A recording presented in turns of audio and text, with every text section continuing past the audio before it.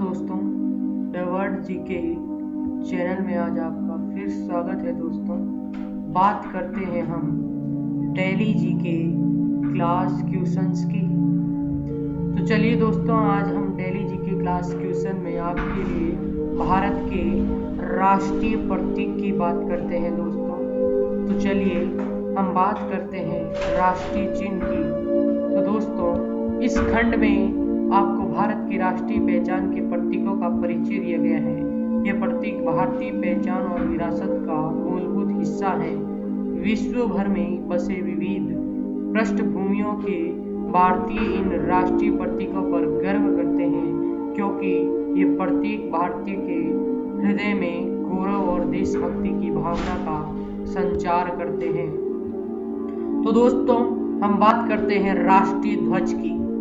राष्ट्रीय ध्वज तिरंगे के समान अनुपात में 3 क्षैतिज पट्टियां हैं। केसरिया रंग सबसे ऊपर, सफेद बीच में और हरा रंग सबसे नीचे है।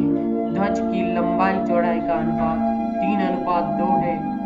सफेद पट्टी के बीच नीले रंग का चक्र है। शीर्ष में केसरिया रंग की ताकत और साहस को दर्शाता है। बीच में सफेद पट्टी धर्म चक्र के साथ शांति की सत्य का संदेश है। हरा रंग देश के शुभ विकास और उर्वरता को दर्शाता है।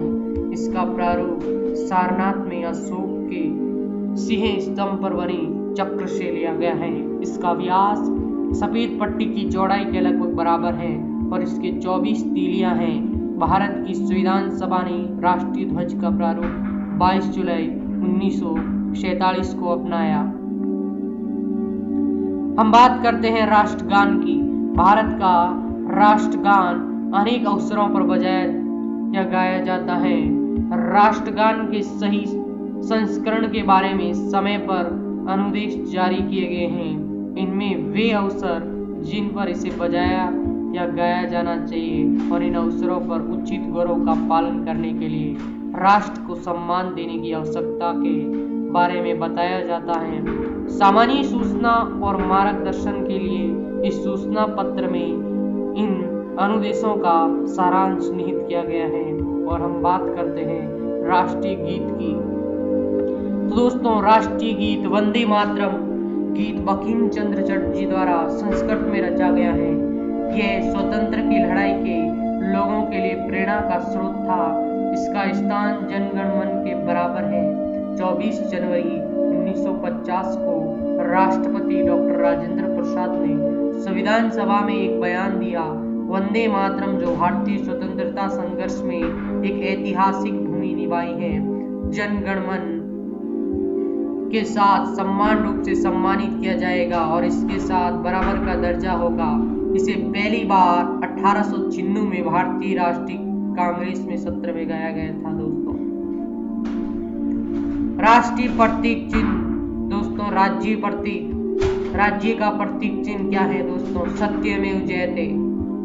बात करते हैं सत्यमेव जयते की। भारत का राज्य चिन्ह सारनाथ स्तंभ अशोक सिंह स्तंभ की अनुकृति है, जो सारनाथ के संग्रहालय में सुरक्षित है। मूल स्तंभ में शीर्ष पर 4 सिंह हैं और एक दूसरे की ओर पीठ किए हुए हैं।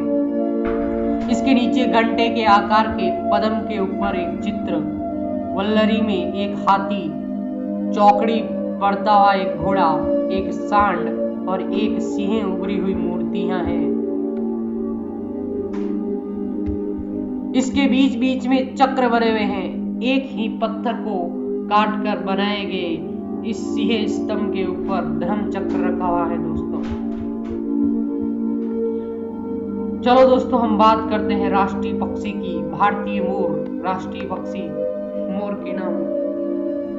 भारतीय मोर पांव किस्तुतातुस भारत का राष्ट्रीय पक्षी एक रंगीन हंस के आकार का पक्षी, पंख के आकृति की, पंखों की कंगली, आंख के नीचे सफेद धब्बा और लंबी पतली गर्दन।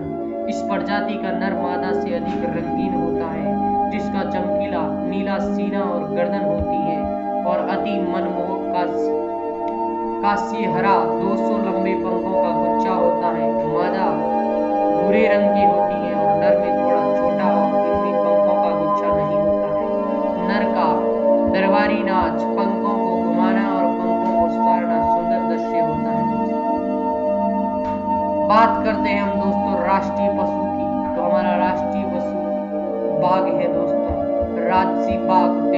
टाइग्रिस धारीदार जानवर है।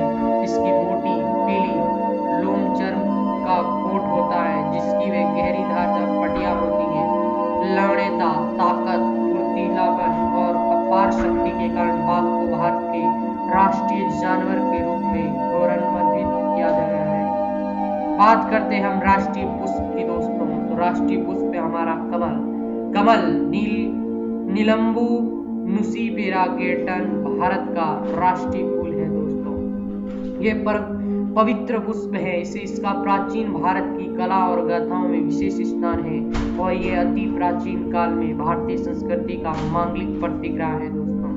भारत पेड़ पौधों से हरा भरा है। वर्तमान में उपलब्ध डाटा वनस्पति विविधता में इसका विश्व में 10वां और एशिया में 4था स्थान है दोस्तों। अब तक 70% भौगोलिक क्षेत्र का सर्वेक्षण किया गया।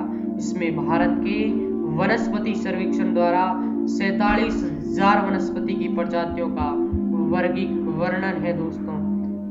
थैंक्स दोस्तों। अगर हमारा वीडियो आपको अच्छा लगे तो लाइक, शेयर एंड कमेंट जरूर करें ताकि हर रोज ऐसा ही आपको वीडियो मिलता रहे। थैंक्स दोस्तों।